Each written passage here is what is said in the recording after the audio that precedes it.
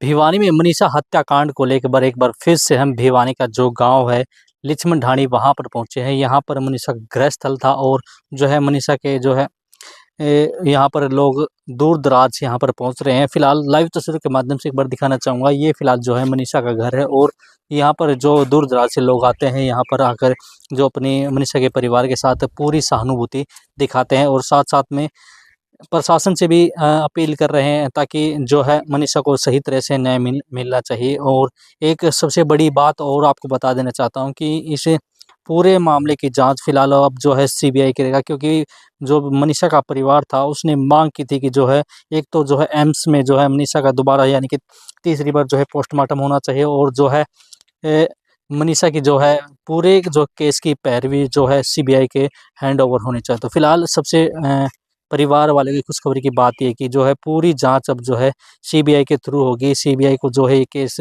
पूरा hand over कर दिया गया है। फिलहाल अभी अभी थोड़ी देर पहले ही हमें मनीषा के पिताजी से बातचीत की गई, तो मनीषा के पिताजी का यही कहना है कि अब फिलहाल जो है पूरा केस जो है सीबीआई जांच करेगी इस पूरे मामले को लेकर। फिलहाल यहाँ पर दूर दराज से जो लोग आ रहे हैं उनसे बातचीत करने का प्रयास करते हैं ताकि वो इसे पूरे मामले को लेकर इनका क्या विचार है। जी सर, सबसे पहले नाम बताइए क्या। मेरा नाम अमित जांगड़ा है।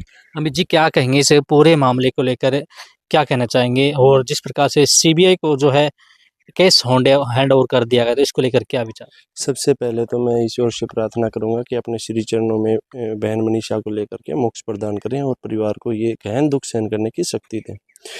देखिए, सीबीआई को केस है आज हैंड ओवर किया है या शायद कल हैंड ओवर कर दिया गया है। उनको चार्जशीट दे दी गई है सरकार के द्वारा। जो एक हम लोगों को विश्वास ऐसा है सीबीआई के ऊपर, अभी फिलहाल उससे ऊपर तो कोई जांच एजेंसी है नहीं जो जांच करे, तो विश्वास है कि सीबीआई निष्पक्ष जांच करेगी और इस केस को जल्द से जल्द सोल्व करेगी और अपराधियों को सजा देने का काम करेगी। ये पहले दिन से ही पुलिस प्रशासन के द्वारा ही भटकाया हुआ मामला है। मेरी मनीषा जी के पिताजी से बात हुई कि उन्होंने बताया, न तो उनको पहले दिन सुसाइड नोट दिखाया गया था जो पुलिस प्रशासन के द्वारा बताया गया कि सुसाइड नोट था, संजय जी को दिखाया गया, ऐसा कुछ भी नहीं है। ना ही वहाँ पे कुत्तों के फुटमार थे कि कुत्तों ने चेहरा नोचा, ऐसी कोई भी घटना नहीं थी। संजय जी ने इन सभी बातों से नकार दिया है जी। और तो फिलहाल देखिए जो है पूरे मामले की जांच अब सीबीआई करेगी, तो इस पे परिवार वाले भी अब पूरी जो है आंखें गड़ा कर बैठा है या कहीं भी पूरा देश अब फिलहाल अब इंतजार है, तो सिर्फ अब सीबीआई जो है जांच करेगी उसका। तो इसे पूरे चीज को देखते हुए क्या कहना चाहिए। देखिए, अभी सीबीआई के पास केस गया है। सीबीआई पे हमें विश्वास है कि निष्पक्ष जांच करके जल्द से जल्द इस केस को निपटाए और बहन मनीषा को न्याय दे। क्योंकि भिवानी पुलिस प्रशासन के द्वारा तो पहले दिन से लेकर के आज दिन तक भी, जब तक सीबीआई को केस हैंड ओवर नहीं हुआ था, तो पहले दिन से लेकर लास्ट दिन तक की उनकी जो भी कार्रवाई थी वो सारी की सारी मेरे नज़र में तो गलत थी। पहले दिन से आपने देखा 112 डायल ने अपना उचित काम नहीं किया। थाने ने पहले दिन कंप्लेंट ना लेकर के दूसरे दिन कंप्लेंट लिया। फिर उसके बाद में बढ़ता गया मामला, धरने पे काफ़ी लोग पहुंचने स्टार्ट हो गए। फिर उसके बाद में एक देशवासियों की देखो परिवार के प्रति भी सहानुभूति होती है कि इस तरह से मर्डर कर दिया जाए को, जो कि समाज में है ना कोई भी सहन नहीं कर पाता है। सभी के परिवार में बहन बेटियाँ होती हैं जी। और मैं सीएम नायब सैनी जी से हाथ जोड़ के अपील करता हूँ, यहाँ धरने पे जितने भी लोग थे, जितने पत्रकार भाई थे, यूट्यूबर, जितने भी सोशल मीडिया के थे, जिन पे ऐसी ऐसी संगीन धाराओं में जो मामला दर्ज किया है जी, वो देश में है ना एक विश्वास खत्म कर रहा है सरकार का कि सरकार निष्पक्ष जांच की बजाय केस को दबाना चाह रही है। आप इस तरह से दर्शा रहे हो तो कृपया करके ऐसा ना करें। उनको सभी को केस मुक्त करके रिहा किया जाए जी। बिल्कुल।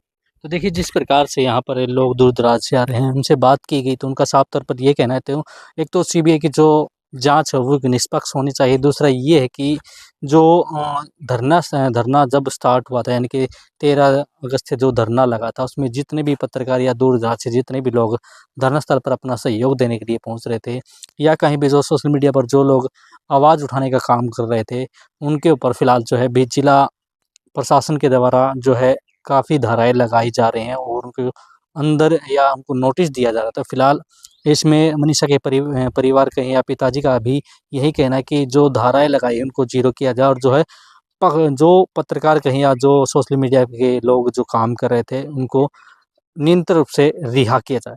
तो फिलहाल